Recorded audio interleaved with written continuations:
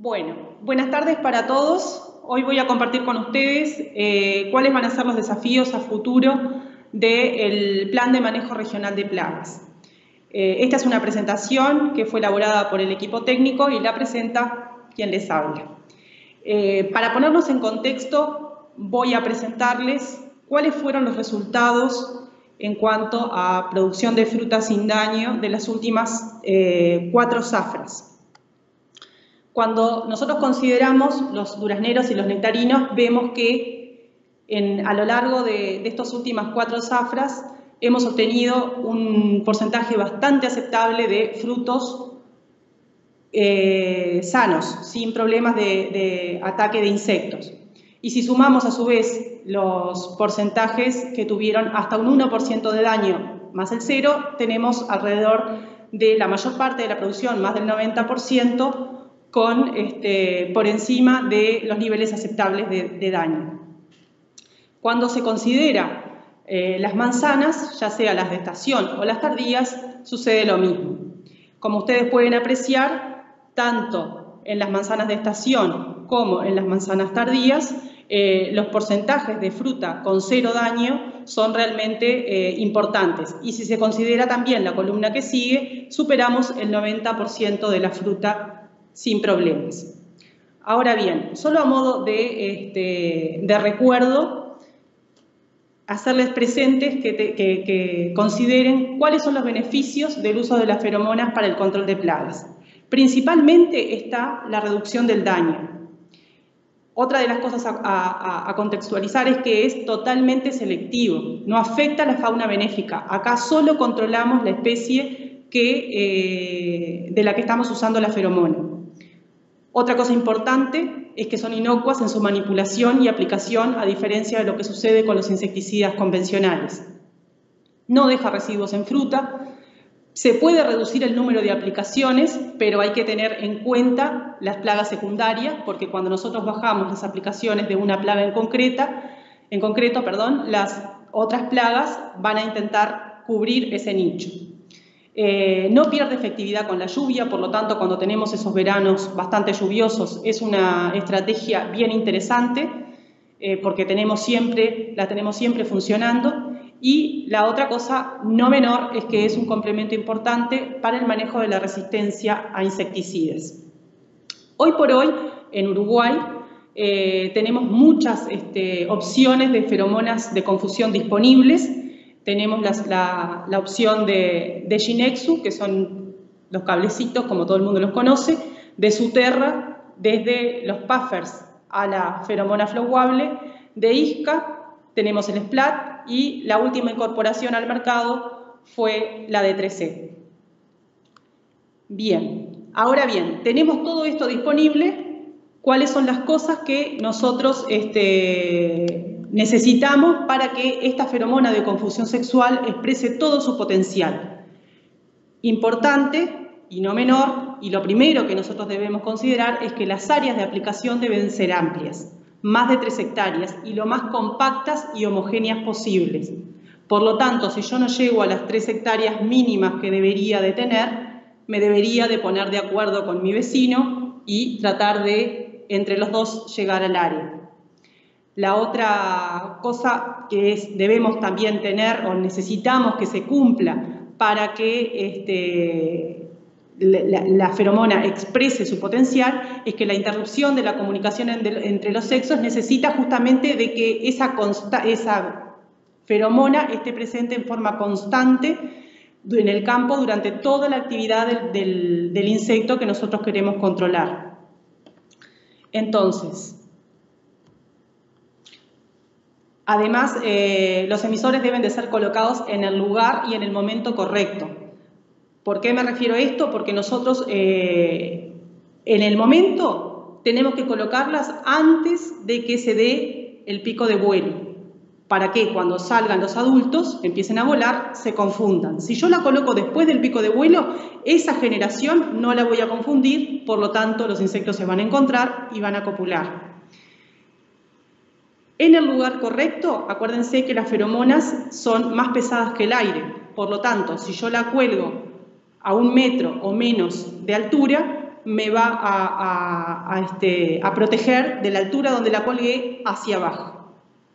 La otra cosa importante es, de nada me sirve colocar dosis dobles o en dosis distintas a las recomendadas al comienzo, porque la duración es una. Y igual para las especies que requieren una segunda instalación, lo voy a tener que hacer. La otra cosa muy importante es que debe ser complementada con el monitoreo de daño en fruta y la aplicación de insecticidas cuando se superen los umbrales de daño. Acuérdense que en el caso específico de grafolita, nosotros nos vamos a guiar justamente por el monitoreo, por el daño en fruta. Si yo no tengo daño en fruta, voy a poder seguir porque no tengo trampas que me ayuden a mirar si pasé un umbral o no. En el caso de Carpocapsa, en el caso de las lagartitas, eso sería complementado además con el monitoreo de las trampas de feromona. Otra de las cosas que necesito, y es muy importante y no menor, es que los niveles de daño en la temporada previa deben de ser bajos. ¿Por qué esto es importante? Porque cuando yo parto de poblaciones que son muy altas, lo que va a suceder es que la probabilidad de encuentro de los sexos va a ser alta también. Entonces, por más que tenga la feromona, la población va a ser tan grande que igual se van a encontrar. Por lo tanto, para que la feromona exprese todo su potencial, los niveles de daño de la temporada previa deben de ser bajos. La otra cosa que debo considerar es que la tasa de evaporación de la feromona en el aire debe ser constante. Y tengamos en cuenta de que esto va a depender de las medias de temperaturas y de los vientos de la zona tratada. Por eso tenemos que prestar especial atención a veranos que son muy cálidos y con mucho viento. Ahí probablemente la feromona quizás nos dure un poco menos de lo que dice la etiqueta. Haciendo un poco de memoria, allá por el año 2013, en una jornada similar a esta, pero presencial, yo les mostraba esa transparencia que está ahí, que pasaba en el año 2012, que había surgido una alerta de que Brasil nos había cerrado la frontera, y acuérdense que cuando el plan de manejo regional comenzó en el año entre la temporada 2012-2013, los niveles de daño en fruta eran muy superiores a lo que estamos registrando hoy día. A su vez, se tenían a disposición varios principios activos que hoy no lo están, y aún así no se bajaban los daños. ¿Qué fue lo que hizo la diferencia? La diferencia justamente la hizo el uso de feromonas de confusión sexual en el marco de una estrategia regional. Ahí realmente nos dimos cuenta de que podíamos hacer un cambio en cómo se venía trabajando. Lamentablemente, la situación hoy por hoy es esta. Nosotros tenemos los montes de confusión sexual, pero en la misma área todavía nos quedan muchos montes sin confusión sexual que justamente no nos permiten que la confusión sexual exprese su potencial, porque justamente pasa en muchos lugares de que yo coloco la feromona, pero mi vecino que está al lado no la coloca. Entonces, ¿qué va a pasar? Que los insectos que no se confundieron en el campo del vecino van a entrar a mi quinta. Por lo tanto, uno de los desafíos que nosotros tenemos es justamente tratar de que estos puntos rojos se conviertan en amarillos. Entonces, ¿cuáles van a ser los desafíos que vamos a tener a futuro todos los integrantes del programa en los próximos años? En primer lugar, justamente incrementar el número de montes incorporados al programa y que estén aplicando estas herramientas que nosotros proponemos. Otra de las cosas importantes para todos es lograr un mayor compromiso de los productores, asumiendo la responsabilidad de cuidar justamente las herramientas que el programa brinda y el buen funcionamiento del programa en general. Por esto entiendo el hecho de, por ejemplo, hay problemas con un monitoreador, avisar con tiempo, en forma, cuidar del buen manejo del programa, brindar la información en tiempo y forma. La otra cosa que también es importante y es un desafío para todos es la capacitación continua a los productores, a los monitoreadores, a los coordinadores, a los técnicos. Todo esto se basa en que cuanto más sabemos, somos capaces de reaccionar y de solucionar los problemas que se van presentando.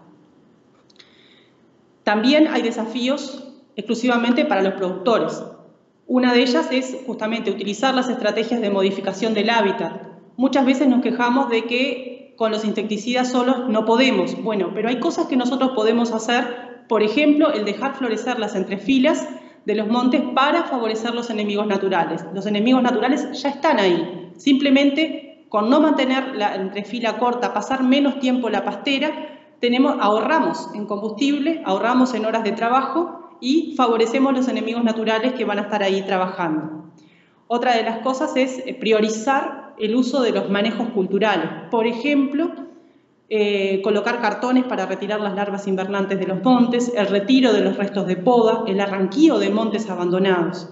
¿Por qué es importante esto? Por ejemplo, en esos montes donde yo les decía, terminamos con un alto porcentaje de picado, donde la confusión sexual no nos va a funcionar muy bien el año que sigue, bueno, coloco cartones y me voy a encargar de retirar toda la mayor cantidad de larvas para empezar más limpio en la temporada siguiente.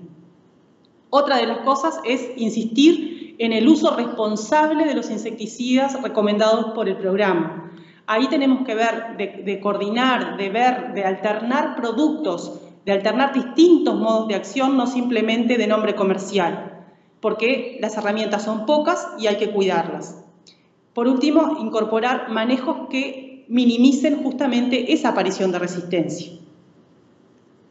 También, como ustedes podrán ver, van a haber desafíos, sobre todo para el equipo técnico. Una de ellas es la implementación del trampeo masivo para otras especies aparte de la mosca de la fruta. Como ustedes han podido ver, el mosca de la fruta ha funcionado realmente bien, pero ya hay estudios para implementar esta técnica en Carpocapsa y estamos trabajando sobre grafolita.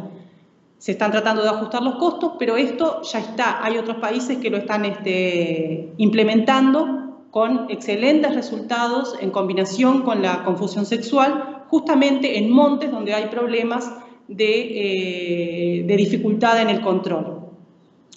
Otro de los desafíos que tenemos como equipo técnico es la diversificación de los atrayentes utilizados para confusión sexual o también para monitoreo y trampeo, es decir, trampas que involucren feromonas sexuales, pero también volátiles, que esto lo que nos va a permitir es, además de capturar machos, capturar hembras y hembras vírgenes, es decir, antes de que pongan huevos, antes de que causen daños, que a su vez también nos van a permitir bajar las poblaciones un poco más.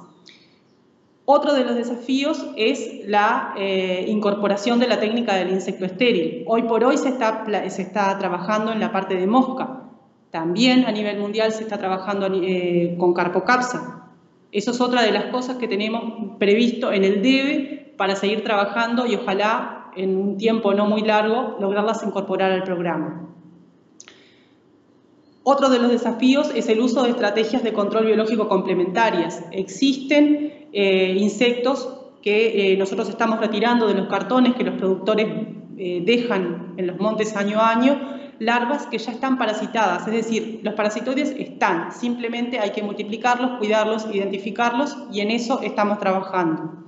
Y por último, la incorporación de la confusión sexual para lagartitas, también con una estrategia de áreas amplias, que es lo que se ha venido trabajando en estos últimos años en facultad y ahora podríamos entrar a probarlo ya quizás comercialmente en las temporadas que siguen. Entonces, a modo de finalización y de resumen, a mí me gustaría dejarles una reflexión que yo creo que nos involucra a todos y nos identifica. Reunirse es el comienzo, mantenerse juntos es el progreso, trabajar juntos es el éxito. Esa fue una frase de Henry Ford y yo creo que el Plan de Manejo Regional de Plagas se ajusta perfectamente a eso. Nos reunimos, nos mantenemos juntos trabajando como integrantes del programa, pero seguir trabajando juntos y mejorar año a año, eso va a ser el éxito. Muchas gracias.